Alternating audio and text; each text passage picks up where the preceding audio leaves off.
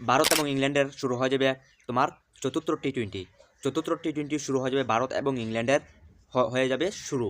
তাহলে কিন্তু এর মধ্যে তো ঠিক আছে চতুর্থ টি-20 শুরু হয়ে যাবে, বাট এখন যে চতুর্থ টি-20 যে আসতেছে যে 31 জানুয়ারি, বাট এটা কিন্তু আমাদেরকে জিততেই হবে, হর হালমে জিততেই হবে আমাদের এই ভারতের এই টি-20 চতুর্থ টি-20কে আমাদের যে কোনোবার জিততে হবে। কিন্তু জিততে হলে কী করতে হবে? প্লেয়ার কিন্তু চেঞ্জ করতে হবে।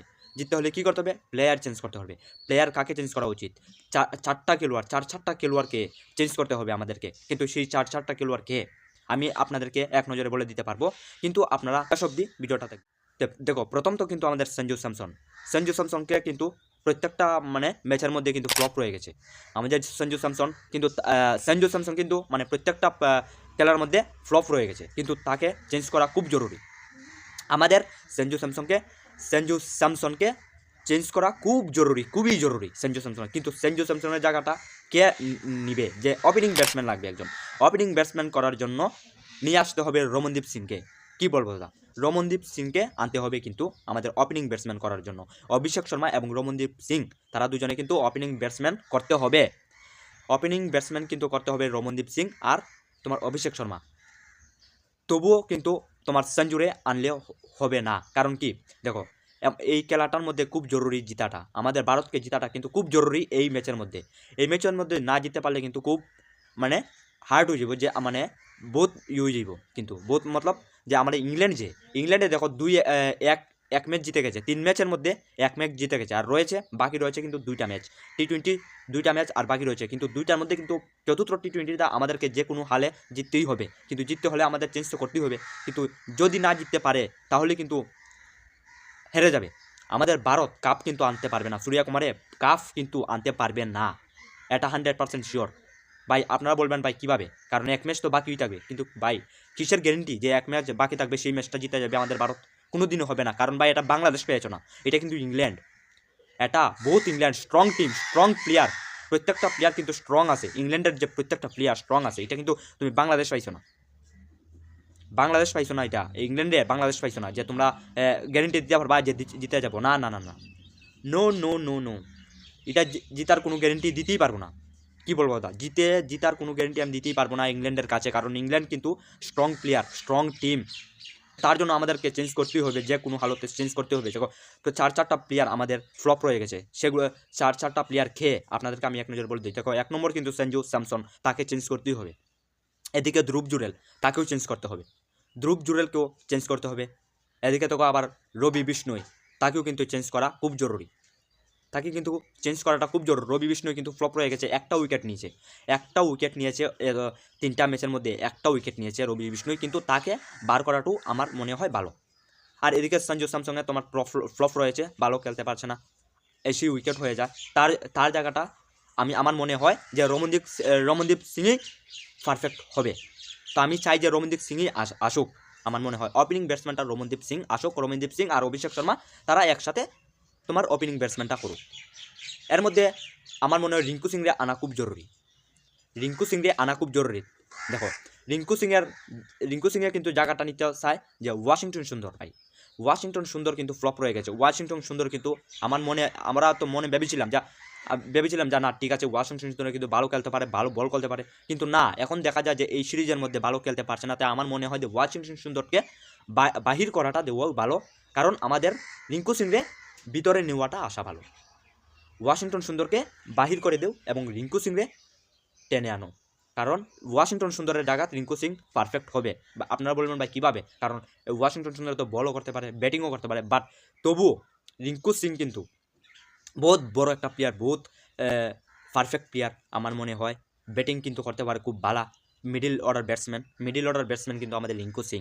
কিন্তু ওয়াশিংটন সুন্দর ঠিক আছে বলার, কিন্তু রিঙ্কু সিংয়ে পারে না বল করতে, বাট তবুও আমাদের রিঙ্কু সিং আনাটা দরকার। তো দুইজন হয়ে গেল, আমাদের 4জন কিন্তু আছে ফ্লপ। এর মধ্যে ধ্রুব জুরেল তো বলে দিয়েছি যে ধ্রুব জুরেল দেখো 1 নম্বর হয়েছে আমাদের সঞ্জু স্যামসন, 2 নম্বর হয়েছে ওয়াশিংটন সুন্দর, আর 3 নম্বর হয়েছে ধ্রুব জুরেল। দেখো ধ্রুব জুরেল উইকেট কিপারও করতে পারে, বাট এখন ব্যাটিংও করতে পারে না, কিচ্ছু করতে পারে না। তো আমার মনে হয় ধ্রুব জুরেলের বাহির করাটাই দেওয়া ভালো। তৃতীয় টি-20 মধ্যে কিন্তু অসদুরকে বাহির করিয়া মোহাম্মদ শামিকে নিয়ে এসেছে তোমার ওপেনিং বোলার করার লাগি, বাট ওইছে না, একটা উইকেট নিতে পারছে না তোমার মোহাম্মদ শামি। আচ্ছা যাই হোক, কোনো প্রবলেম নাই। প্রথম আইসেট, তার জন্য কিছুটা প্রবলেম ওর মোহাম্মদ শামি। তবুও আমার মনে হয় যে অর্শদীপ সিংকে আনাটা ভালো ভাই। অর্শদীপ সিং কিন্তু বহুত ভালো একটা প্লেয়ার, বহুত ভালো একটা বলার। আমার মনে হয় খুব বহুত মানে বড়িয়া। আমার তো অর্শদীপ সিংকে আমি তো তোমার জাসপ্রীত বুমরার মানে ব্যবধানে আমার মনে হয় তোমার অর্শদীপ সিংকে, কিন্তু মোহাম্মদ শামিকে আমার এরকম লাগে না। মোহাম্মদ শামিকে আমার মনে হয় হাঁটাও, অর্শদীপ সিংকে নিয়ে আসো আমার মনে হয়। তো দেখো আমাদের চারটা প্লেয়ার যে ফ্লপ রয়েছে, সেই ফ্লপগুলোর মধ্যে রয়েছে সঞ্জু স্যামসন 1 নম্বর, 2 নম্বর রয়েছে তোমার ওয়াশিংটন সুন্দর, 3 নম্বর রয়েছে তোমার ধ্রুব জুরেল, আর 4 নম্বর রয়েছে কে জানো? 4 নম্বর রয়েছে কিন্তু রবি বিষ্ণুই। দেখো ভাই, রবি বিষ্ণুই কিন্তু ঠিক আছে, সেকেন্ড টি20টা তোমার তিলক বর্মার একটু হেল্প করছে, তিলক বর্মারে ঠিক আছে জিতাইছে, বাট তবুও তোমার কিন্তু বলারটা কিন্তু হয় না, বল কিন্তু করতে পারে না রবি বিষ্ণু। তে আমার মনে হয় রবি বিষ্ণুরে হাঁটাও, আমার মনে হয় রবি বিষ্ণুরে হাঁটাও। রবি বিষ্ণুরে না হাঁটাইলে হইতো না, কারণ এটা ফ্লপ রয়েছে। আমাদেরকে ভালো একটা অলরাউন্ডার নিয়ে আসো বা একটা ভালো বলার নিয়ে আসো। আমার মনে হয় যে তারা বসে আছে, যে বসে আছে তাদেরকে নিয়ে একজনকে নিয়ে আসো রবি বিষ্ণুর জায়গাতে। কিন্তু রবি বিষ্ণু কিন্তু দেখো আমার একটা উইকেট নিছে 3টা টি20-র মধ্যে, 3টা টি20 খেলছে বাট একটা উইকেট নিছে, কিন্তু এটা হয় না ভাই। এটা কীভাবে হবে? রবি বিষ্ণুকে কিন্তু আমাদেরকে হাঁটাই দিতে হবে, রবি বিষ্ণুর জায়গাতে অন্য কাউকে নিয়ে আসতে হবে। আর রমনদীপ সিং তো তোমার সেট হয়ে গেছে, রমনদীপ সিং ওপেনিং ব্যাটসম্যান করবি। আর সঞ্জু স্যামসন থাকলেও কিন্তু সঞ্জু ওপেনিং ব্যাটসম্যানটা করতে পারবে না, উইকেট কিপার। যাই হোক, যদি সঞ্জু তাকেও উইকেট কিপার, কিন্তু তবু ওপেনিং ব্যাটসম্যানটা আমরা চাই অভিষেক শর্মা উইথ রমনদীপ সিং, অভিষেক শর্মা উইথ রমনদীপ সিং। আমাদেরকে ওপেনিং ব্যাটসম্যান লাগে, এরকমই যেরকম ছিল এরকমই হবে প্লেইং 11। আপনারা কোনো চিন্তা করে লাভ নেই, এটাই হবে যেটা প্লেইং 11 হয়ে গেছে, যে first T20, second T20, third T20 যেটা খেলছে তারাই খেলবে, বাট তবুও এর মধ্যে 2-3 জন চেঞ্জ হতেই হবে। রবি বিষ্ণু 1 নম্বর, ধ্রুব জুরেল তোমার, এরপরে সঞ্জু স্যামসন তো তোমার থাকবেই, কারণ উইকেট কিপার। সঞ্জু স্যামসন তো তোমার উইকেট কিপার, কিন্তু 4 জন কিন্তু বাহার হতে পারবে না, কারণ 4 জন বাহির হলে হবে না, কারণ ধ্রুব জুরেল থেকে সঞ্জু ভালো উইকেট কিপার করে, তাহলে কিন্তু আমাদেরকে ধ্রুব জুরেলকে হাঁটাইয়া সঞ্জুকে আনতে হবে, এটাই। আর বরুণ চক্রবর্তী কী বলবো, তার বরুণ চক্রবর্তী থাকতেই হবে আমাদের সঙ্গে। বরুণ চক্রবর্তী না থাকলে তো সব কিছু অধুরা হয়ে যায়, আমাদের খেলাই অধুরা। বরুণ চক্রবর্তী আর অর্শদীপ সিং তারা দুজন না থাকলে কিন্তু আমার খেলাই অধুরা, আমাদের খেলাই অধুরা। অর্শদীপ সিংয়ে প্রথম আয়ুই বল করি উইকেট করার ক্ষমতা রাখতে পারে আমাদের অর্শদীপ সিংয়ে, তার জন্যই আমি বলছি যে অর্শদীপ সিংকে আনা খুব জরুরি, অর্শদীপ সিংকে কিন্তু আনা খুব জরুরি। তো আমার মনে এটাই প্লেইং 11। তো আপনার মনে কি হয় আপনারা কমেন্ট করে বলতে পারেন, প্লেইং 11টা আপনারা কমেন্ট করে বলতে পারেন আপনার মনে কি প্লেইং 11টা জাগছে, ঠিক আছে। তো এখানে আমি ভিডিও শেষ করছি, আর বেশি কিছু বলছি না। আর যদি আপনারা কিছু বলার থাকে তাহলে কমেন্ট করে বলতে পারেন, আর প্লেইং 11টা আপনারা লিখে আমার কমেন্টে বক্সে জানিয়ে দেবেন আপনাদের মতামত কি, ঠিক আছে। তো এখানে আমি ভিডিও শেষ করছি, আর কিছু বলতে বাই বাই, টাটা।